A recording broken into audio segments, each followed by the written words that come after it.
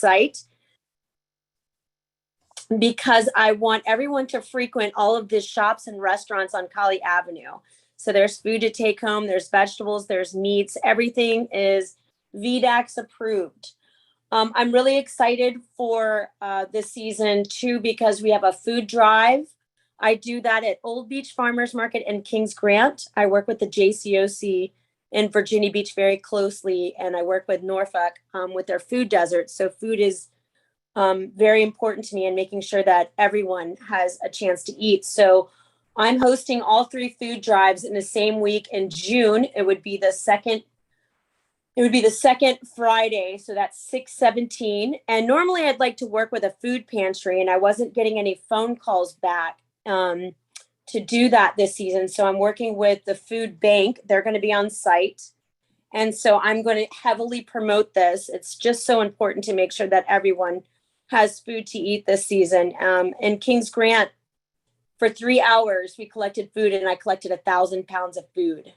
So I want to double that in Norfolk. And so I don't think I have anything else other than we've got plenty of parking on Spotswood. I'm making sure that on the first 5 markets, when school is in session, that all of our vendors have strict rules and regulations as to what time they can be on site, and making sure that we don't violate any traffic and are in the way on Washington or Spotswood. So we work closely with Blair Middle School and making sure that that happens. So does anyone have any questions for me?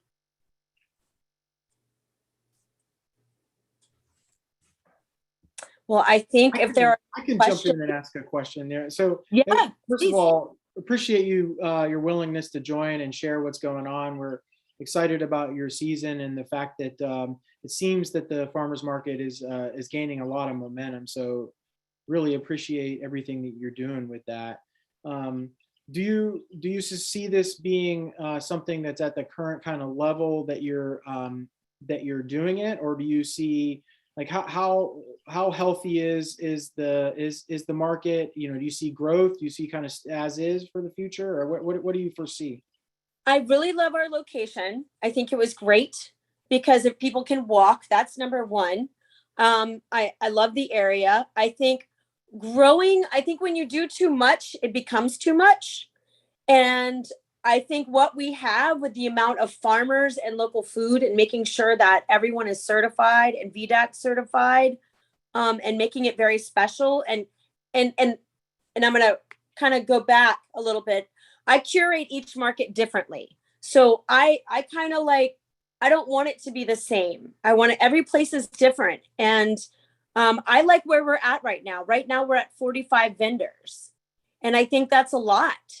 And there's always room for improvement as far as traffic is concerned. But I really like the layout. I love what Robin helped me do last year, Robin Thomas. And I think right now we have a pretty good market and a pretty good we have everything you can think of: flowers, meat, using everything local, USDA. I mean, everything is, we have something for everyone there. Vegan, I mean, you name it, we have it.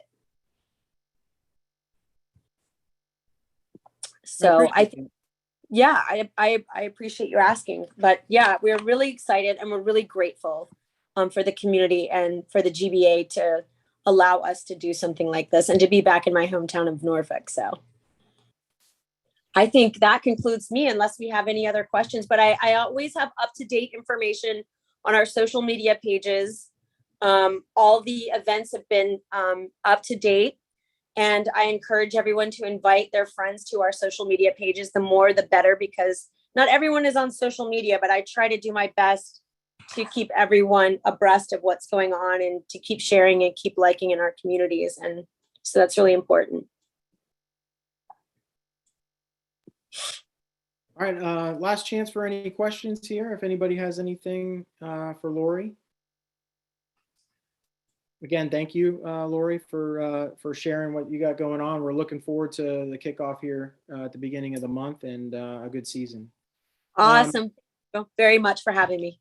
Yeah. So next on the agenda, a few months back, Mr. John Stevenson reached out to us and Councilwoman Doyle to discuss. Really, the genesis of the conversation was a conversation about the traffic patterns through the neighborhood. Several years ago, obviously, we've had the second tube added to the tunnel, and there was a lot of measures put in place over the really decades to control the traffic coming through West Ghent as a result of all the backups that historically were on Hampton Boulevard. And so after all those changes that have gone on through the years, John reached out based on some feedback from the folks mostly centered around MHI down in Chelsea, asking if we could take a look at the traffic patterns and see if there's any changes we could make. And one of those conversations centered around the potential for opening the ramp that leads out of Chelsea right off of Claremont, heading down in through the tunnel southbound. And so that was kind of the genesis of the conversation. And we asked John to kind of dig into it a little bit and find out more exactly what the traffic patterns are in the neighborhood, and to give us an overview of what's going on. And so, John, I appreciate you being here, sir. I appreciate your willingness to kind of dig into the data a little bit and give us a sense of what's going on as we explore, what we might do in the future, or nothing for that matter. So over to you, sir. Thanks, Scott. Appreciate it very much. Very happy to be with you tonight. And I think this is really just the beginning of the discussion. I think a lot of additional discussion with the community needs to be had. Tonight, we're just going over some of the data and some of the potential things that we could do to help try and improve the traffic conditions within the neighborhood. Also, the parking, we continue to hear that the parking intrusion with employees from MHI in particular is disruptive to the community. And so we want to talk about that a little bit. And then again, what would our next steps be? So next, please. So really the mission here is just to try and reduce the speed and the volume of traffic to acceptable levels within the community. The parking in particular is to enhance the neighborhood livability and that sense of community that is really very strong within the West Ghent neighborhood. Encourage some reasonable and responsible driver behavior, and just in general, enhance the traffic safety for pedestrians, as well as for cyclists that are using the Elizabeth River Trail as well, both for commuting and for pleasure.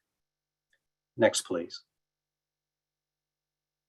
So hopefully you can see this. This is a lot of information, and I do have a table that follows this that does repeat this information. But what I just wanted to do with this was to show you the locations that we did conduct the speed and volumes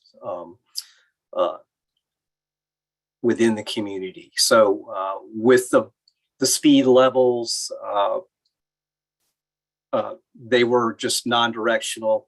When we get to the volume levels, you can see that we did try to capture what is traveling in the north and southbound directions, or east and west as the case may be. So next, please. So this is the table results of the speed study that we conducted. Again, this was conducted essentially from a Tuesday through a Thursday, a typical week.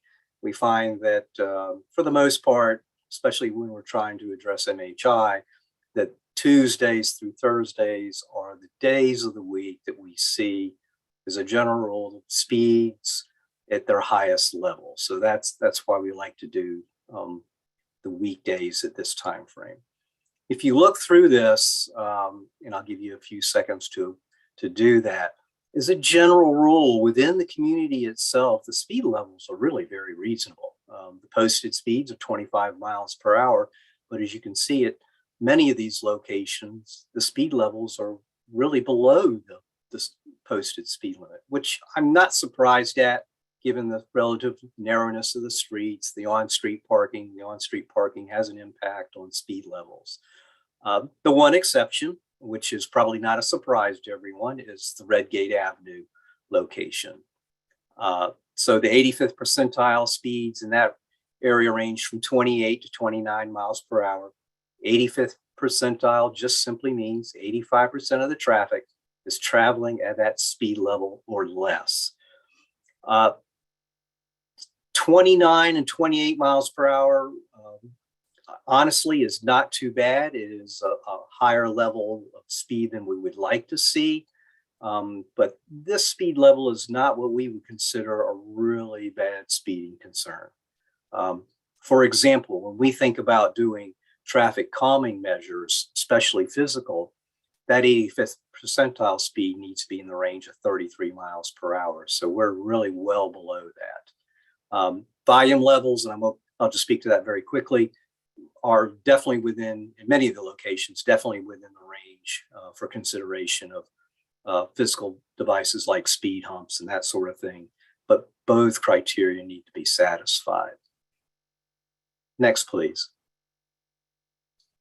And again, this is just the same map again with the AM and peak hour volumes, the results here. Scott has this, and hopefully he'll be able to share all of this with the community online at some point. And you can, once you receive them, you can zoom in and take a better view of the results. Next, please. So again, this is the table. And what we tried to do was take a look at the AM and the peak hour volumes as they relate to the MHI employee and arrival and departure times. So that's why we have the 6 to 7 and the 3 to 4 p.m. timeframes. Those are about the peakish times that the MHI traffic, and I would say probably as well the Norfolk Southern traffic, is traveling within the community. John, if I could interject one other pertinent fact right now. So yes, please. I had many of us have had a recent conversation with the MHI leadership. And so I just wanted to share that, you know, the number of ships that are in the shipyard getting repaired fluctuates over time. But for as a metric to kind of think against on this, I asked the president, hey, how many people are walking through or, you know, coming through your gate every day? And so right now, their gate numbers are about 2,000 employees per day. So we do know that, you know, obviously this study that we did on a Tuesday, Wednesday, Thursday, nothing's perfect. But, you know, one of the thoughts I had is this does give us a relative sense of who's moving around, but it certainly doesn't capture 1,000 or 2,000 people showing up to work at MHI each day. Yeah, and I was going to mention that as we moved on. There's approximately 600 parking spaces that MHI has at their disposal. So, you know, 2,000 at 600 parking spaces. There's either a lot of ride sharing going on, parking within the community, which is again part of what we want to talk about a little bit later. And then there's also some commuter lots that are being utilized.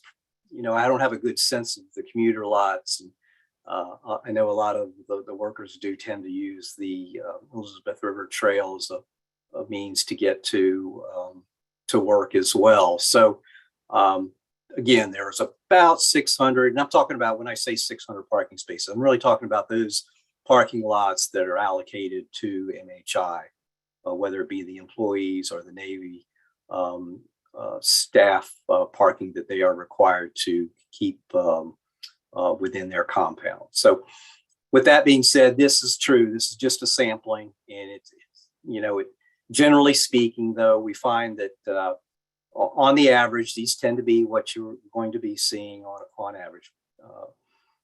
The volumes are really, again, not too bad. Part of what we wanted to try and do is capture at a couple of locations whether traffic was moving within the community, trying to use some of the other side streets to bypass some of the regulations that we have posted. As you can probably determine from this, as you look down on the Redgate Avenue, in the eastbound direction, you have during the evening, PM is to the right and AM's to the left side there. You have about 184 vehicles that are using Redgate Avenue to exit onto either Hampton Boulevard or continue across Reigate Avenue to kind of loop around and come into the tunnel in the way that they can. Kind of expected that volume to be a little bit higher. Two rows up, as you can see, the Brambleton Avenue eastbound, about 382 vehicles use that access point. So that's telling us that some of the traffic is certainly heading towards Virginia Beach. Some of this traffic may be heading to the downtown tunnel, and or they could be simply going up to another location, making U-turn and coming back around to get to the Midtown tunnel. Claremont Avenue is seeing a little bit of heavy traffic, but that's really between Brambleton Avenue and Bosvane up at in the morning at 234. So you can, by taking a look at this, you can take a look at the traffic that's coming into the community in the morning and exiting as well. It's not all MHI volume, but it certainly is a significant portion of, especially during these time frames. Next, please. So what does all this volumes in particular tell us? Again, there's about 450 vehicles during our this particular study that are entering into the Chelsea area in the morning. About 500 are exiting Chelsea in the evening. A majority of those are using, around 300, using Brambleton Avenue. And then a significant portion, around 150 vehicles, use Reigate Avenue. There's a smattering of other vehicles that are certainly using other routes within the community, but for the most part, it's really very, very manageable volume of traffic from what we can determine from the studies that we took. A lot of input from the community and the residents that live on the various streets is certainly important. Data that certainly we can't capture by doing these particular studies, but that's an important part of the discussion that we have as we move forward. Again, there's about 600 parking spaces available within the Chelsea area for MHI. Next, please. So what are some of the potential MHI traffic mitigation measures? I mean, obviously, we need to continue to have a collaboration with MHI, have those discussions that Scott and Councilwoman Doyle have been having really for quite some time to try and bring them on board to be receptive and open up to things that they control. You know, let's face it, they don't have a whole lot of control over some of their employees' driving habits. They do, I think, the best that they can. But they are public streets, and let's face it, the workers know that. And I will tell you, just in general, just talking about the speed issues, and you've probably heard me say this before. I know Scott and Councilwoman Doyle have heard me say this, and Samantha probably has heard this as well. But just speed volumes throughout the country since the pandemic have just been exceptionally high. And it's not just Hampton roads, it's throughout the country. Crash levels are the highest that they've been in over 5 years, almost in a decade for many areas of the country. So it's really a very unusual phenomenon that's been occurring since the pandemic. In some ways, you would think that the speeds would be lower, but that has certainly not been the case. The other thing that we really wanted to have you think about was a pilot extended opening of the Midtown Tunnel access gate. And what I say by a pilot is, you know, we're willing to give it a try to determine if we do open the gate for extended periods of time. What does that mean? That really means we want to try and look at opening the gate during those peak hours of the MHI traffic. We want to have it closed again when the other traffic on Hampton Boulevard is building. Because I think we feel that by just having it extended opening longer, we want to try and not re-encourage traffic to cut back through the community. You know, the word does tend to spread quickly when a traffic pattern change of this nature would occur. And so we don't want to encourage excessive driving throughout the community. We may want to consider retaining all the other turn restrictions, especially during the pilot aspect of this. Again, that's something that we certainly want to hear back from the community about. These turn restrictions, I think, have been helpful, but it's also had a negative impact on the residents' ability to move comfortably within your community. So we're certainly willing to do that. Also, we want to take another look at a residential parking permit program. There's a block or two that have the parking permit program. So there is a zone already in place within the community. And so conducting it or expanding the zone is a fairly simple process as opposed to having to establish a new zone. And then in addition to that, we want to continue to partner with the Chelsea businesses and think about what other additional regulated parking measures within Chelsea might be reasonable. They're seeing the impact from the workers as well.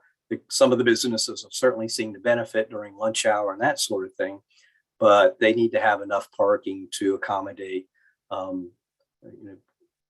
visitors from the community and just really outside the community as well. So that's something that we want to continue to have a discussion with the Chelsea area. Next, please.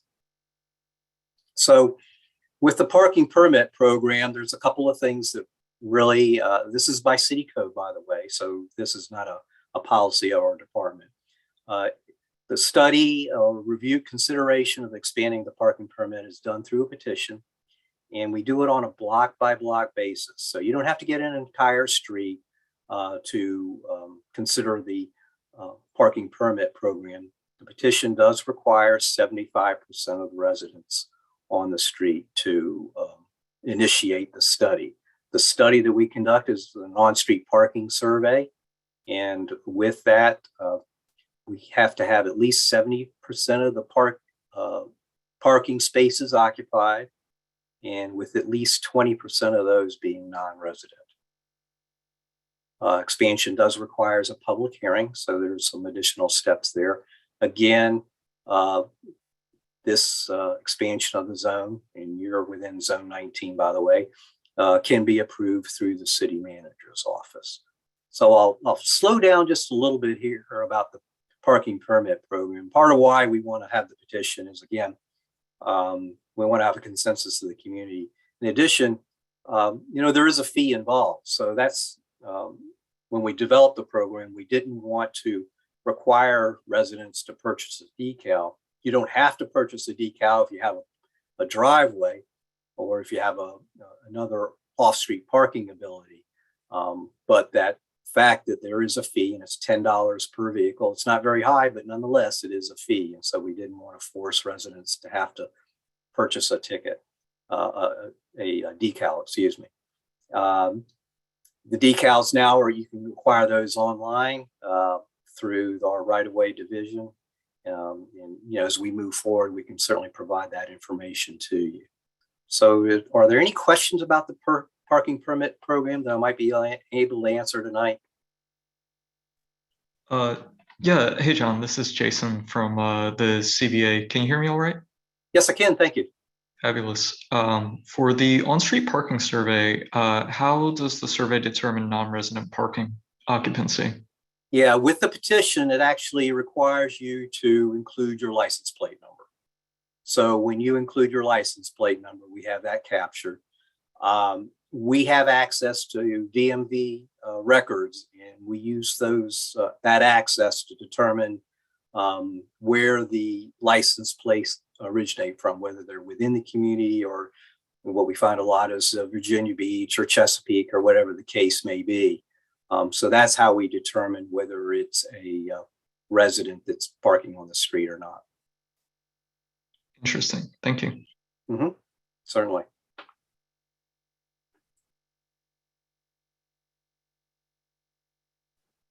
There's a question in chat from Annie Culver. She says, maybe off topic, but I have a question about electric car charging capability for folks without driveways. Is this possible? In other cities, there are Tesla, et cetera, charging on the street.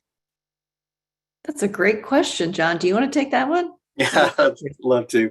The city is developing a policy, or really we have one. We're learning as we go. Let's face it, the number of on-street needs for electrical vehicle charging is enormous, becoming enormous, which is a great thing. Obviously, we prefer to have the devices located on individuals' properties. That's the best situation. That also helps guarantee that they're going to have access to that charge. Right now, we do not set aside on-street parking space for electrical vehicle or just particular resident charging. So that's something we're probably going to have to take a look at in the future. As far as requesting the installation of one within the public right-of-way, we have an encroachment process, and that's really the means that begins the evaluation of whether a resident would have the ability to do the on-street charging station. It's through our right-of-way division. They are the ones that will process the particular request and route it through various departments that might be interested. We do have some standards when it comes to the installation types that we prefer.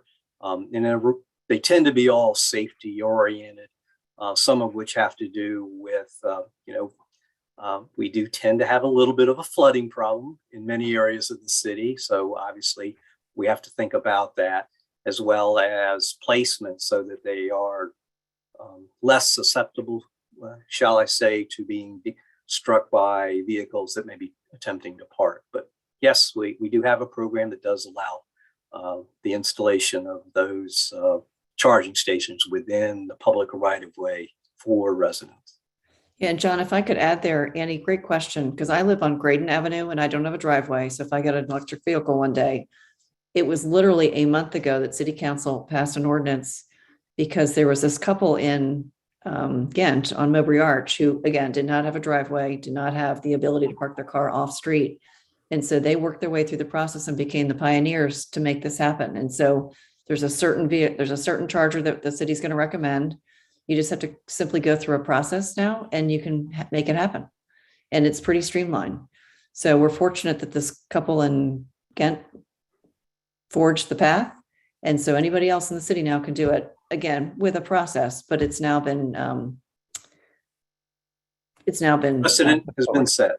Yeah, exactly. Yep. Hey, John, obviously, folks like Courtney and myself and some others have the benefit of having discussed this for a little while. And so one thing that kind of came out to me as we've been talking about this as kind of a theme is that really any sort of changes that we do, really no one entity in this entire conversation really has the power to make a change and it work by themselves, right? So when we're talking about, for instance, the parking situation down along Redgate and Westover, or down in Chelsea for that matter, obviously Jason has a big stake in that conversation, right?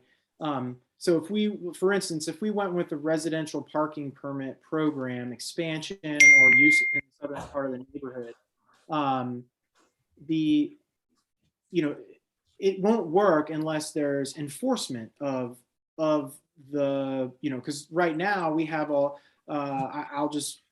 make the assertion that, there's a lot of illegal parking going on down in both Chelsea and the southern part of our neighborhood. And so, for instance, a lot of parking beyond the allowed public parking spaces along the street, right? So close to the intersections, right?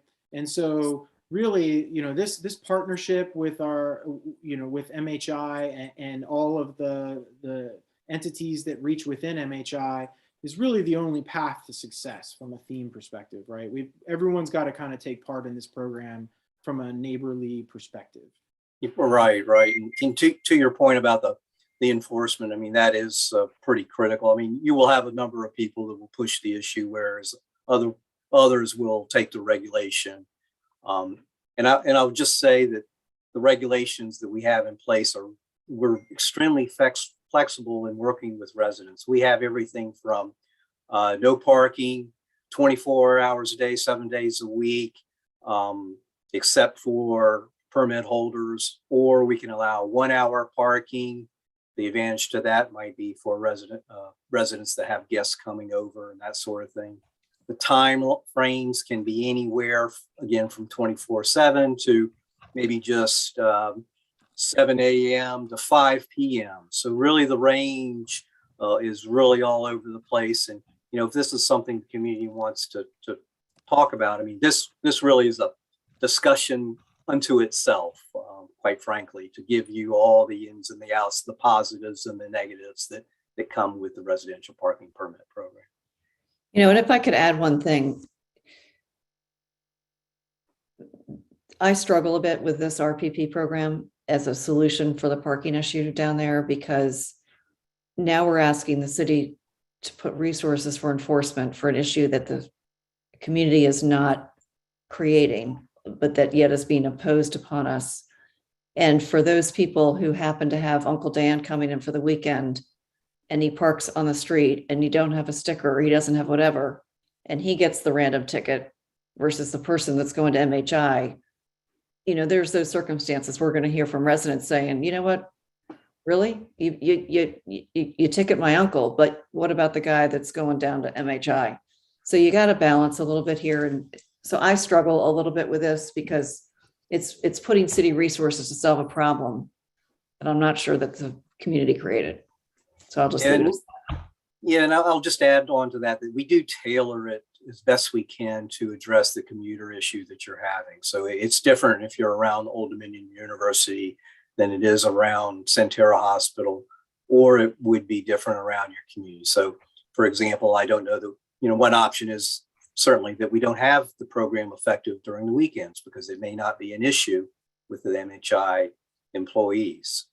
So we do really work with the specific conditions in place. If you want to go to the next slide, please. So we have about a minute left here on this one. Okay, just quickly. So what are the next steps? I think, again, this is just the beginning of the discussion. We want to have a follow-up meeting with Civic League representatives once you've had an opportunity to review this, once the residents have an opportunity to review either the recording or the materials that we've provided to Scott. You know, one of the things that I think the Civic League has thought about is, well, you know, once we've been educated, let's poll the neighborhood on the willingness to consider the pilot program. Again, we want to do something that the residents are in favor of. We don't want to force anything upon you. Again, we want to implement the measures that have a consensus. If we do open up have a pilot program where we open up the gate, we do normally wait and do a follow-up, an after study to determine what were the impacts. That's why we chose a number of locations throughout the community. So, you know, at least 30 days after the opening has been initiated, we let traffic try to settle down. We let the word get out, let folks really figure out the routes to and from their destinations. And that's why we tend to wait a little while. So we want to conduct an after study to determine either the effectiveness, and we also want to see, are there any negative impacts from what we thought would be a simple measure to attempt to impact what's going on within the community. And with that, I don't have anything else, anything other than if there are any questions. I know we went over a lot of material. Again, Scott's going to be sharing this with the neighborhood, I'm sure. And we certainly want to have a continued dialogue with the community over the next several months. We are not on any kind of timeline. This is being driven by the community. I started the discussion, but that's as far as my assertiveness will go with this particular endeavor.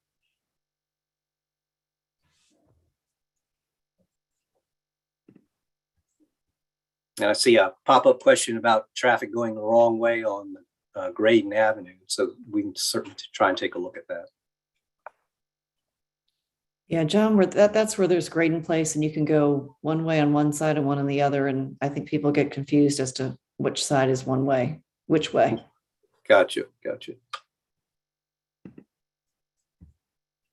The other thing I wanted to bring up for the sake of conversation here is as it relates to the speed and your conversation about like 29 isn't necessarily meet a threshold number for doing any sort of measures.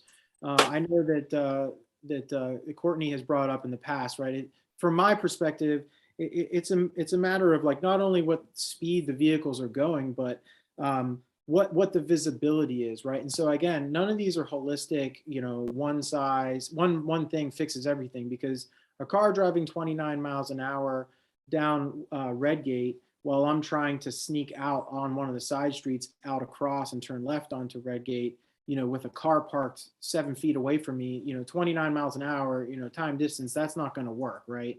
And I've had a lot of close calls down there, and I don't even live down in that part of the neighborhood. And so I'm sure that people's relative sense when they speak up about the speeding on Redgate, it's more than just like, it's truly fast, but it's fast considering the circumstances, I think what people are trying to say. Understand. So John, I'll attempt to wrap up a little bit and maybe pass this over to Courtney here. It looks like we have so I hear a lot of discussion here. We're going to follow up a little bit more on MHI here at the end as non-traffic and parking related conversation about MHI at the end. But to wrap up this conversation, clearly, the intent for this little session here was to introduce everybody from the neighborhood to where the discussion has been so far, to invite comments. We're going to obviously, John, appreciate the work that you put into this. We're going to share this on our webpage. We're going to put it out via social media, and we're going to solicit feedback and just people's open thoughts on this topic so that we can build a better sense of what people think throughout the neighborhood. And just like you said, we'll see where it goes. We'll reconnect with the city here to share the sense that people have throughout the neighborhood. And then we'll figure out whether people want to keep it as is or what decisions are in our future. Obviously, the pilot program of opening up the gate that goes into the tunnel is one option amongst anything that anybody else wants to bring up as a proposal to try to fix this problem. So bottom line on this conversation is for everyone, in the neighborhood here, we really want to hear your feedback. We really want to know what your thoughts are, and so that we can make the right decisions going forward. And I thought your point at the beginning about we're going to make consensus-based decisions, I think that's important. And Courtney, over to you. I think actually we have a Sam next, if you or if we want to. Okay, yeah. I was just seeing if she wanted to wrap a bow on this topic, or we'll just wait until, yeah. John, thank you for your great work. And just to let you know, both Scott and I met with MHI separately last Friday. Uniquely, we scheduled the meetings on the same day, and we can share with you a little bit of the output of that. Great. But again, this is the very early part of the conversation, and we did not come to MHI and said, hey, what do you want? MHI came to the city and said, we want to lift the gate. That's not anything that we originated. So I just want people to know that. Right. Okay, Officer Samantha Perez Ventris. Good evening. My session should be hopefully super quick. I'm getting yelled at while I'm not on Granby Street right now. But the good news is in the last 30 days, we have less larceny events than the 30 days prior. So you had a total of 5 larceny events in the last 30 days in West Ghent, with basically your 2 car larcenies in the 1000 block of Gates Avenue, with 1 vehicle left unlocked, 1 with glass breakage, where laptops and everything are in plain sight, which is what prompted glass breakage. We had 2 bicycles stolen, 1000 block of Brandon and the 1300 block of West Princess Anne. And then we had money taken from the rehab facility at 1005 Hampton Boulevard. Again, it's the same information. I feel like I keep repeating myself, but keeping everything out of the vehicles and no weapons in the vehicles is the biggest thing that we can do to help your neighborhood, as well as spare keys, your significant others, key fobs in your unlocked vehicle, or your valet key. Luckily, we had no stolen vehicles in the last 30 days, which is good. And our numbers for stolen vehicles are significantly down from January to February. So that's the biggest thing. I have had a lot of people reach out, not in relation to issues going on in West Ghent. I am currently spending a lot of time in the downtown area due to recent events. So I've kind of been on night shift and I've kind of been asleep during the day. So obviously if you believe it is a police response, please call the dispatchers and they'll let you know whether an officer is coming out or if that's just like going to be sent to True, which is our reporting people where something's not actively going on. My schedule's kind of crazy right now, and it's probably going to be for the next foreseeable several weeks. So I usually am pretty good about answering people in a timely manner. But like right now, with me sleeping during the day and working extremely late into early morning hours, I've been kind of asleep. So not trying to ignore you guys. However, that's just kind of where we're at. So call non-emergency or dispatch regular 911 and they'll be able to point you in the right direction. Sam, Margie's asking if there was an incident at the Elizabeth River Trail. I am not aware of that. I've been, like I said, in downtown area for most of this week. If maybe I can have more specifics, I can try and research it. If it was a reportable incident, I don't know exactly what they're referencing on the Elizabeth River Trail.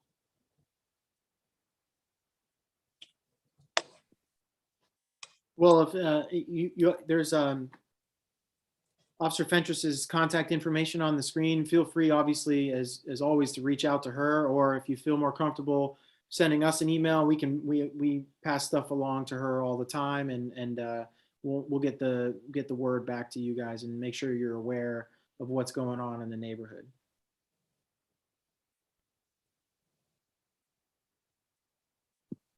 All right. Well, I don't have anything else. Everybody have a great evening. You too. Thank you again. Thanks, Sam.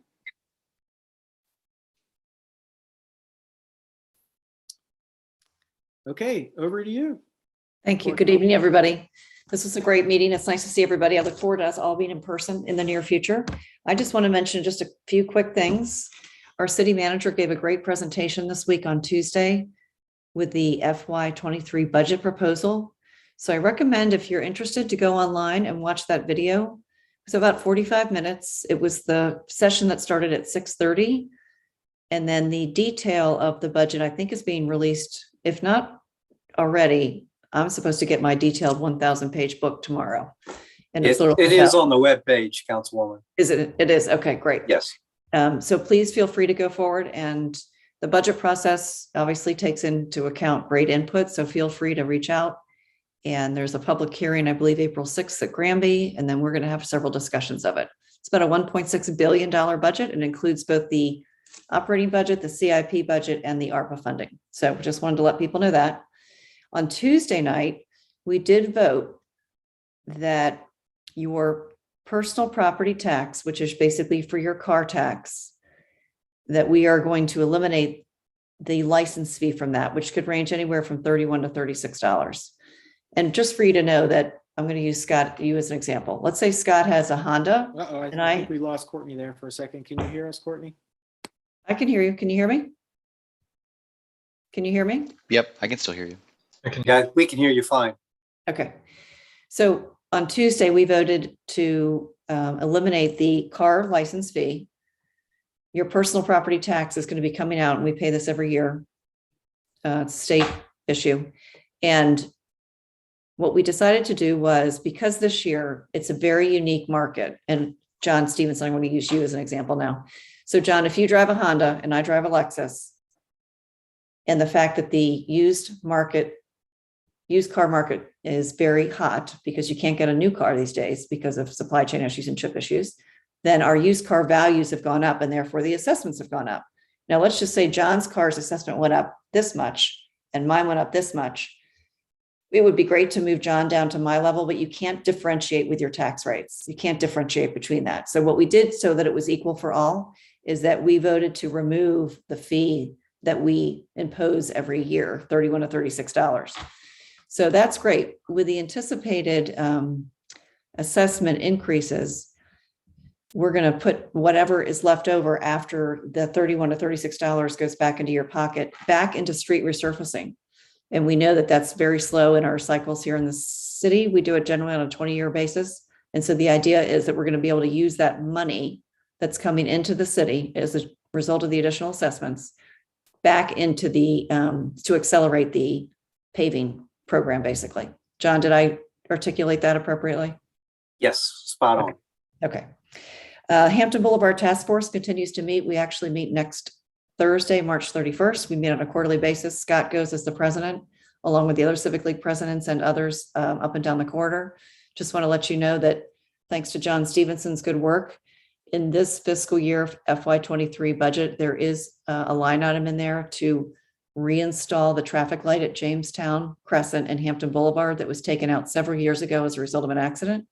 And we hope that that will help, of course, enhance the drivability and the slowing of the speed on Hampton Boulevard.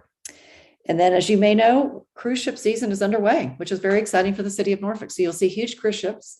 It's the first time in 2 years, really, they've been here. We're going to see the largest Norwegian cruise ship here called the Magic. It's literally like the biggest they have in their fleet, and it's going to come here. So just, I'm thankful that that business is coming back. It's good for the city of Norfolk. And that is it, Scott, for my report. Really appreciate it. Unfortunately, I think we dropped out for about 10 seconds there, but That's okay. I'm happy to hear that it kept moving without me. I think the traffic light at Jamestown Crescent, personally, I think it's going to be huge. It's a rough area. I mean, we'll obviously talk about this at the task force meeting, but the next area that I see that seems to be a little sketchy at times is people kind of lane dodging as they get just barely south of the ODU campus, and people are trying to get into the lanes to turn left onto 26 in that area. There's a lot of fender benders in that area. I go through that area several times a day, being that I work up on the base. And so I applaud the Hampton Boulevard Task Force as a concept to just relentlessly go after, the safety concerns we all have with that street. Thank you. So keep me honest here, David, but I think, yeah, okay. So I'm going to pass it actually over to Kate, and she's going to give some updates here about some of the social committee related stuff recently, and then also about volunteer related stuff with the Civic League. Hi neighbors. I will be super quick because most of this has either been on our social media or in our newsletter or emails. First, we just want to thank everyone who came out to our first family, neighbor, social night with pizza that we had from Orapax. A lot of fun. Everyone had a great time, and a big thank you to Orapax for getting us 20 pizzas. Also thanking everyone for participating in the Shamrock Scavenger Hunt. It was a lot of fun and something that all the kids in the neighborhood really enjoyed. So for this Saturday, we are partnering with St. Andrew's Episcopal Church for the Great American Cleanup. And we're going to meet on the Graydon side of the church at 1 o'clock. It's from 1 to 3. We'll have all the supplies, gloves, trash grabbers. Those are kind of limited. Keep Norfolk Beautiful said, just because of how many places are participating in the cleanup. So if you have a trash grabber, please bring it. But we'll have garbage bags, all that kind of stuff. And we're just going to kind of spread out throughout the neighborhood, spruce things up. And then the Westover Garden Club is actually going to be doing a really big cleanup over at the Yellow Fever Park. So you can choose whether you want to volunteer with us and help clean up trash around the neighborhood, or if you want to head over to the Yellow Fever Park and help them clean up that area with, I think they're doing some like weeding and cleaning up leaves and all that kind of stuff. So that is this Saturday from 1 to 3. Then after that, on April 9th is our first Crape Myrtle pruning event. And resident Jim Afflet, I hope I'm pronouncing that right, he is a Norfolk Master Gardener, lives here in West Ghent, and he is working with the city and the Master Gardeners to coordinate all of this. That's going to be from 9 to 12 on April 9th. And we're gonna send out a sign up sheet or like a form so we can know about how many volunteers we're gonna have. The Norfolk Master Gardeners will kind of give all the volunteers a lesson in what we're gonna do for pruning and how to care for the crepe myrtles. And then I believe we'll send out more details on it, but we'll kind of all spread out to the trees that have been marked by the Master Gardeners that need pruning and clean things up in the neighborhood. So that's April 9th from 9 to 12. Then April 23rd is our Adopt a Spot cleanup, which is something we do as a Civic League for our neighborhood every quarter. And that'll be at our usual spot, Orapax and Redgate. And again, all the supplies will be provided, and we'll have some snacks and beverages for us to enjoy after. And lastly, April 16th is pretty much the only date we have for an Easter egg hunt. And if it's going to happen, we will need volunteers to help. So basically what I'm gonna do is just send out an email to and put things out on social media. You can email us, let us know if you're interested in volunteering. We'll need people to help stuff the Easter eggs, people to help hide the Easter eggs. And then we'll have to figure out whether we're gonna do something in the morning or in the afternoon, what works best, but it would be April 16th. So if you're interested in helping and making that happen for the neighborhood, just send us an email or reach out to us on social media. And that's what we have for our upcoming events. Thanks. David, you're a pro, man. You're bringing up our website in the middle of the meeting. Thanks, Awesome. David. Okay, so I'll try to finish things out here, and then we'll open it up. If anybody has any general comments, questions, we can take the conversation wherever as we finish out here. So we talked about last time, we had a resident survey out just to get feedback on what you want out of our Civic League, right? So we're all a community, and we got a bunch of feedback, and we decided based on, the people have spoken and people want to have monthly resident meetings. So we're going to try to keep these to an hour. Right now we're at 54 minutes. I'm happy that we're moving at the pace we're moving at, but we wanted to deconflict it with city council meetings on Tuesdays, typically,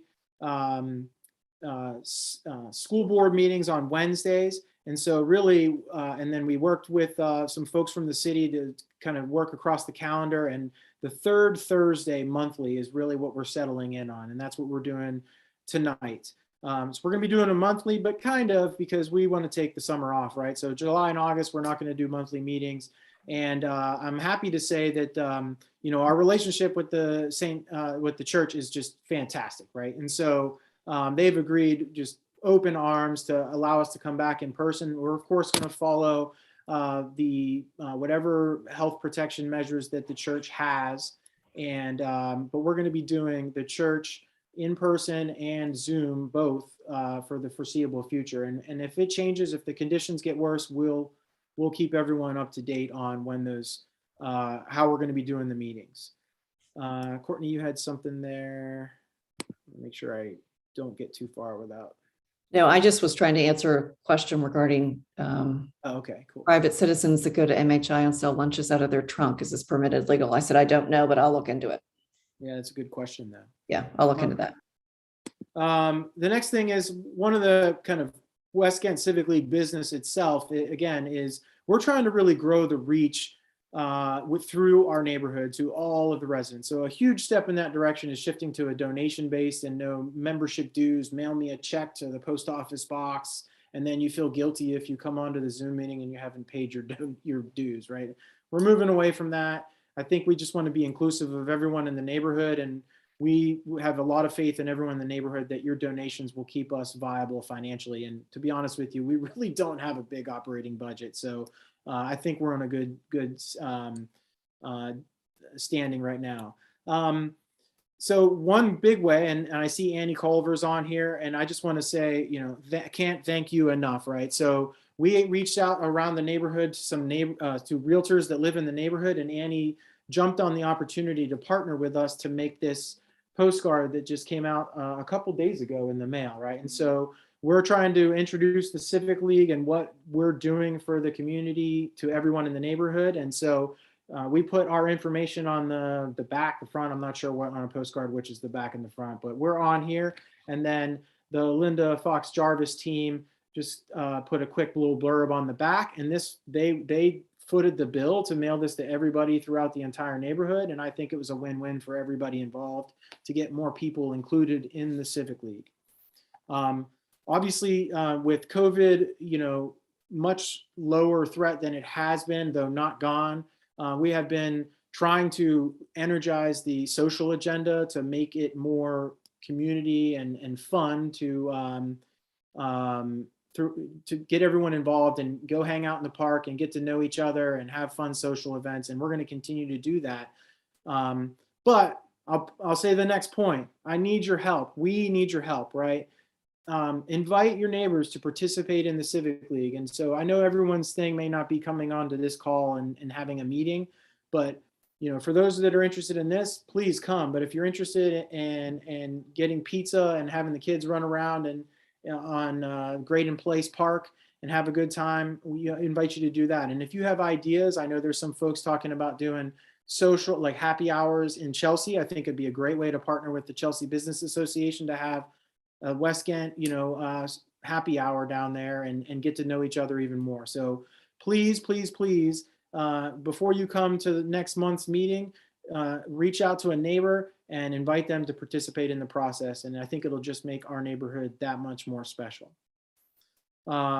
So the next topic is, as we've alluded to several times, that we had 2 meetings in one day with MHI, and it was quite a coincidence that we did that. But we've been getting feedback consistently for quite some time about concerns that residents have relating to MHI in some form or fashion, right? In fact, I just got a feedback item like the night before, the afternoon before, like 2 days ago. And so quite honestly, with COVID, everyone kind of got back in their house and kind of closed their bubble down. And that's true for the Civic League as well, right?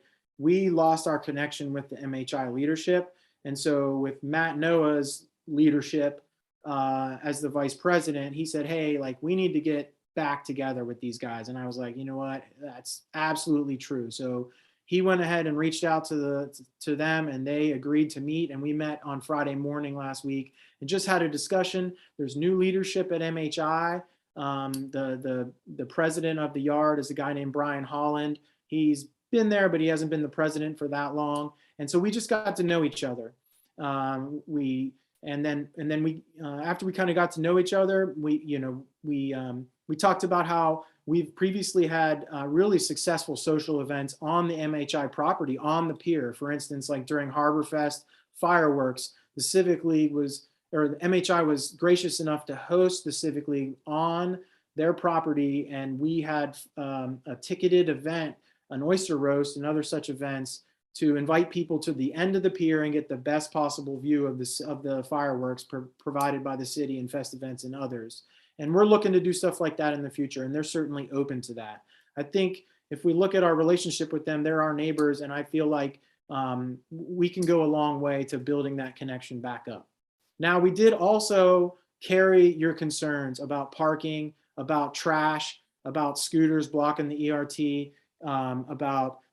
we've had resident concerns about folks around the 7-Eleven consuming alcohol, drug consumption around the bathrooms over at the tennis courts, folks trashing, for instance, the parking lot, the gravel lot right next to the Mallory. We're hearing all of that, and we're taking that directly to the MHI leadership. So they're showing, they're not shying away from those facts, I'll say. But I think that we have a long way to go in changing that behavior, right? So they're not denying what you guys are all saying, but there's also not quite a lot of commitment at this point towards doing everything that they can to put an end to some of the things that we've been dealing with for quite some time. The good news in this circumstance is the partnership that we've had with Courtney and Pete Burek, who's the chief of staff for the city manager, and everybody else, including John Stevenson here, right? Everybody is committed to partnering on on this, including MHI. And so I think it's going to take some time, but I think we're going to move it to a better place. So kind of finishing a little bit on a down note, but I would like to open up any questions you might have about the discussions about MHI or anything like that, or even Courtney, if you want to jump in and kind of lend your perspective on this, that would be helpful. I think you stated the relationship with MHI perfectly. I think we have a ways to go to make sure that what we need to see change is sustainable, and we'll see how that is. But I think it starts with reestablishing the relationship with leadership. So I think that was a good start for you and I to meet with them last week. And I'll add that, like, I had a great conversation with Pete Burek, and they brought up some valid concerns, right? So we complained at some point in the past about trash all over the Chelsea area, right? Evidently, they purchased a bunch of trash cans as an example and placed them around the neighborhood. And then I think there's just the lag time with the city, right? The city eventually came along and bought what appeared to be the more permanent, public trash can fixtures on the street corners and such, and basically took away the MHI provided trash cans. I'm sure that wasn't intentional, some sort of an oversight there, but then now, they say to me, well, the trash cans are always full. And so now we're emptying the city's trash cans. And so I think that we're just going to move through this relationship, and we're going to continue to hear where they're coming from. They're going to definitely, I commit to you that they're going to hear where we're coming from, and we're going to find some common sense solutions. And so I will say that the city is very amenable to hearing where they can contribute to this, like upping the amount of trash pickups at the trash receptacles, and we're getting some lime scooter corrals put in that cul-de-sac at the very southern end of Claremont, which represents the entrance to MHI. There's going to be a lime scooter corral put in there soon. In fact, I asked Pete if he could get that process sped up so we can get that in play. And then similarly, if you follow the ERT down past Plum Point and those gravel lots, which they call the Riverview lots, we're going to get another lime scooter corral installed there. And of course, the Elizabeth River Trail, as always, is a huge partner with us in the Civic League. So everybody's kind of aligned on that, and we're just trying to get it moved up, get it moving, and get it done. That's just one example of the things that we're discussing.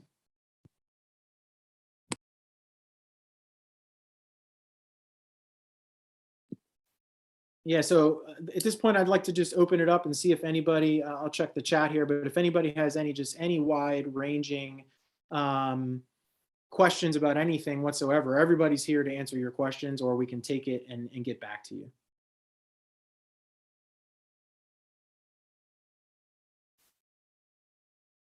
Yeah, leave it to me. I'm the one that ran 5 minutes over. I apologize. Yeah, but thanks everyone for joining us. And as I said, reach out anytime via any of the different ways, and we'd be happy to get back to you. Have a great evening. Good night, everybody. Good night, Thanks, everyone. Scott. Thank you.